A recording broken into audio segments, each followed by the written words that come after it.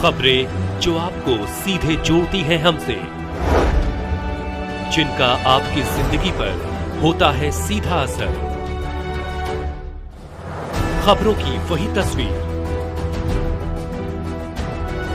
बिना बदले बिना डरे, जज्बा सच का लिए, सच दिखाते हैं।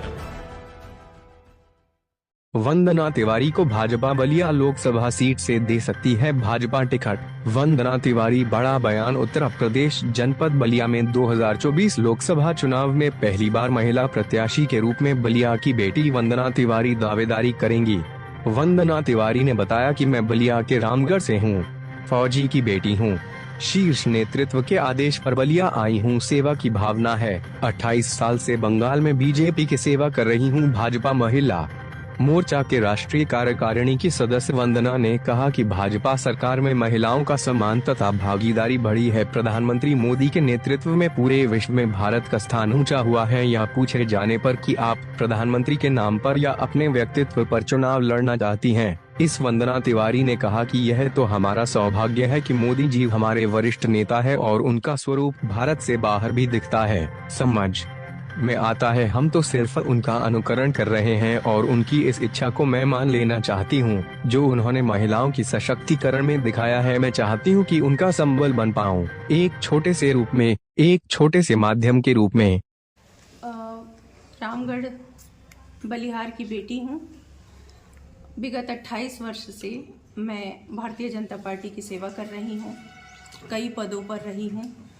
महिला मोर्चा राष्ट्रीय कार्यकारिणी सदस्य हूँ इस वक्त, और उससे भी ज़्यादा गर्वित बलिया की बेटी हूँ। साथ ही साथ एक सैन्य परिवार की बेटी हूँ, तो सेवा नीति के भाव से आई हूँ। अगर भारतीय जनता पार्टी के शीर्ष नेतृत्व जैसा कि कुछ उन्होंने विश्वास दिखाया है, कुछ और दिखा दें, तो मुझे लगता है कि 5 वर्ष भी मेरे लिए कम पड़ जाएंगे मेरी सेवा करने में, और मुझे और भी उससे भी ज़्यादा का काम ज़रूर दिया जाएगा बलिया भूमि से। आज आपके द्वारा प्रेस कॉन्फ्रेंस का आयोजन किया गया है, क्या कुछ मुद्दे हैं, किन मुद्दों को लेकर आज अब बलिया आई हुई हैं, और क्या आपका चुनावी एजेंडा रहेगा, किस बातों को लेकर आप जनता के बीच जाएंगे? बलिया में मुद्दे बहुत हैं, लेकिन पहले मुद्दा जैसा कि महिला सशक्तिकरण के लेकर के मोदी जी का विश्वास हुआ है, तो मैं चाहूँगी, इतने पुरुषों ने यहाँ पर अपना योगदान दिया है, पहली बार एक महिला को भी अपना कुछ सेवा करने का अवसर दिया जाए। इस क्षेत्र की जनता और शीर्ष नेतृत्व हमारे पार्टी के अगर मुझ पर विश्वास दिखाए, तो मैं महिला सशक्तिकरण पर एक जरूर इम्प्रूवमेंट कर पाऊंगी। मुझे पता है कि मुझे महिलाओं को सुरक्षा देने में, महिलाओं को आगे बढ़ाने में अगर मुझे मौका मिलेगा, तो मेरी बलिया की बेटियां किसी भी अन्य क्षेत्रों से पीछे नहीं रहेंगी।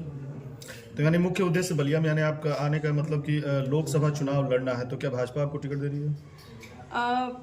उम्मीद तो कर रही हूँ। मैंने बहुत निरंतर काम किया है और मेरे काम का CV सब तक है, सबके पास पहुंचा है। सब जानते हैं कि मैं सेवा ही करती रही हूँ। यहाँ तक मैं कहना खुद को, चाहे मुझे मीडिया में नहीं कहना चाहिए, लेकिन मैं फिर भी कहूँगी कि मैंने राजनीति अभी तक नहीं की है। मैं सेवा नीति करना चाहती हूँ, क्योंकि सैनिक परिवार से हूँ। तो इतने लंबे समय बाद आप बलिया में आई हैं, तो और लोकसभा चुनाव भी लड़ना है जी, तो बलिया के किन परिस्थितियों से आप रूबरू हुई, क्या लगा आपको बलिया में? बलिया के महिलाओं की जो परिस्थितियाँ हैं कुछ, ये अभी मेरे सामने आई हैं, और विगत जब कुछ वर्षों से मैंने बांध की स्थिति, पानी लगने की, कुछ और विशेष बहुत सारी परिस्थितियाँ जैसे आर्सेनिक वगैरह है, इस तरह की परेशानियाँ मेरे सामने में आई हैं, और मैं घूमूंगी तो मुझे लगता है कि मुझे परेशानियों का लंबा चिथड़ा मिलेगा, जिस पर मैं फोकस करूंगी, काम करूंगी।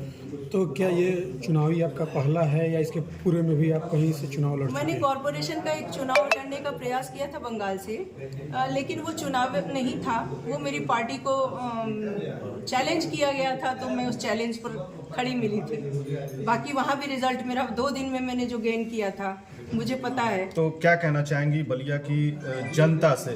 आपकी शुरुआत होने जा रही है बलिया से, लोकसभा सीट के लिए आप तैयारी कर रही हैं, तमाम दिग्गज जो है आप ही के पार्टी से बलिया में मौजूद है, एक चुनौती भी होगा आपके लिए। बिल्कुल चुनौती नहीं होगा, क्योंकि भाजपा एक परिवार है और पूर्व जो भी प्रतिनिधि रहे हैं या हैं वो मेरे बड़े भाई हैं, मेरे भाई स्वरूप हैं, मेरे अपने लोग हैं। और जिस तरह मैं हमेशा से चुनाव में उनका सहयोग करती रही हूँ या बतौर उनसे मेरा संपर्क आज भी अच्छा है, तो मुझे लगता है कि मेरे चुनाव में भी वो इसी तरह की सहभागिता करें। आप कितने साल बाद बलिया में? मैं बलिया में हमेशा आती रहती हूँ। अगर आपको भाजपा टिकट नहीं देती है तो क्या बलिया में रहेंगी? जो मुद्दे आपके दिमाग में है बलिया के लिए, क्या उन मुद्दों पे खड़ी उतरेंगी? टिकट न मिलने के बाद भी नेताओं की जिम्मेदारी खत्म नहीं होती है, या फिर आप वापस लौट जाएंगे? नहीं, बिल्कुल नहीं लौटूंगी। अब तो बिल्कुल नहीं लौटूंगी, क्योंकि अगर बलिया की जनता की, बलिया की महिलाओं की, बलिया के लोगों की अगर मैं कुछ सेवा बिना टिकट भी कर पाऊँ तो मैं बिल्कुल मिलूंगी। टिकट मेरे लिए सिर्फ एक ऐसा मुद्दा है कि टिकट मिलेगा तो मुझे ये एश्योरिटी रहेगी कि मैं 5 वर्ष आराम से काम कर सकूं। टिकट और कोई इतना विशेष नहीं होता है काम करने के लिए। जैसे फौज में अगर आप देशभक्ति करना चाहते हैं तो जरूरी नहीं कि आप वर्दी पहने, ठीक वैसे ही अगर मुझे अपने क्षेत्र की सेवा करनी है तो मुझे ज़रूरी नहीं कि टिकट मिले। पर मुझे ये विश्वास है कि शीर्ष नेतृत्व इस पर ज़रूर विचार करेगा।